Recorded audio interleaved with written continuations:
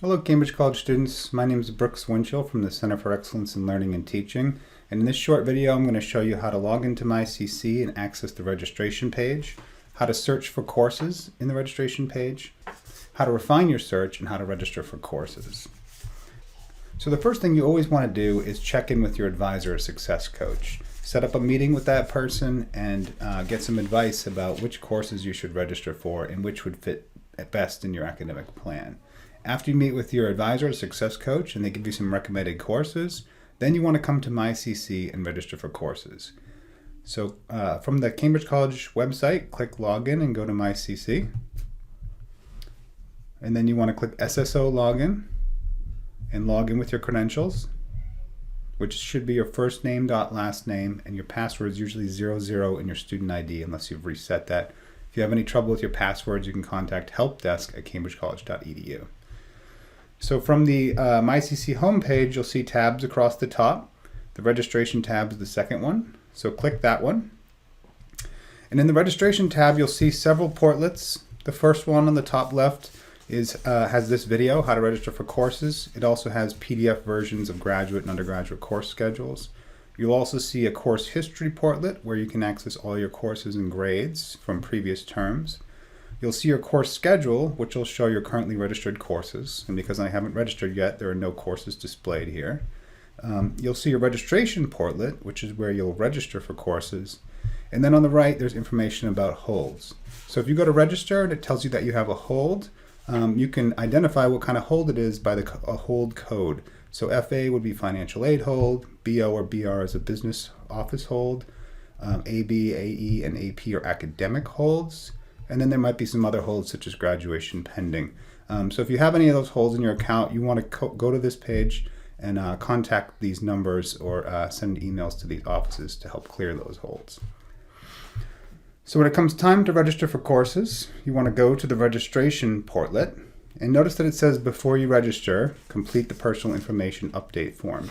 You have to do that every single semester. So click that form. In the personal information update form, you're going to have to fill in your demographic information. So you want to check that this is all correct, and if anything's not correct, you want to fix it. And if there's anything missing, you want to fill it in. So it'll ask you for your name, demographic information, mailing address, and emergency contact. And after you fill that in, click Submit. And then it'll bring you to this screen, and you're still not quite ready to register because every semester you also have to complete the registration agreement form. So click that form. Read through the agreement. It talks about your acknowledgement of financial obligation. Click the Yes box. Read the information about health insurance. It talks about the health insurance requirement in the state of Massachusetts. Very important. Click Yes, I read it, and then click Submit. And now it brings you to the registration portlet where you can register for classes. So it should be set on the summer term or the term coming up by default when registration is open. And then you'll have a course search field here. And there's two options for adding. You can add by course code. If your advisor gives you your course codes and you know what they are, you can come directly to this section and just type in the course code and it'll automatically start to populate. And then you can select your course. CA would be Boston, LA would be Lawrence. Click the section and you can type in your other classes too. I could add BHS 315 and WRT 102. I'd click Add Courses, and it will successfully add me to the course, and I'm all set with registration. Or you can just do a general course search. And there's a few different options. You can put the title of the course, you can put the course code, you can change the term here, although you want to keep it to the current upcoming term. You could select the department, you could select the division, and this would be important to distinguish between graduate and undergraduate. And then there's also more search options. If you click that button, it gives you even more search options. You can select campus, and this is important if you're at a different campus. So you want to select Charlestown if you're in Boston, Lawrence, Puerto Rico, California, and Springfield are all here too. That'll limit the courses to just those specific locations.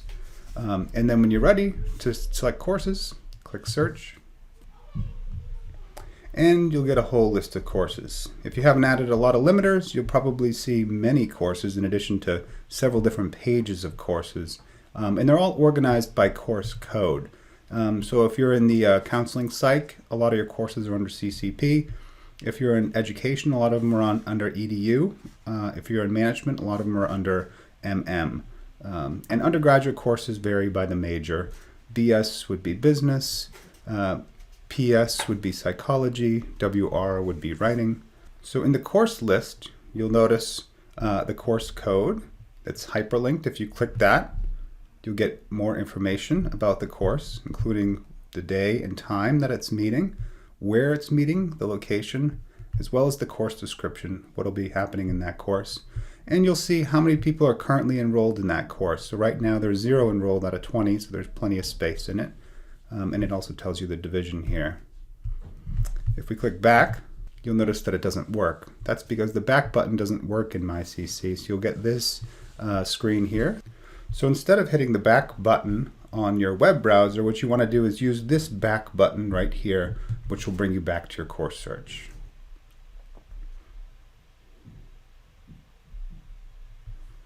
And then you'll be in that same search screen. So going along the top, you'll notice the title of the course is here. The professor's name is here. Enrollments are here, so you can see that this course is fully open, but this one has 1 person registered already because there's 19 out of 20 seats available.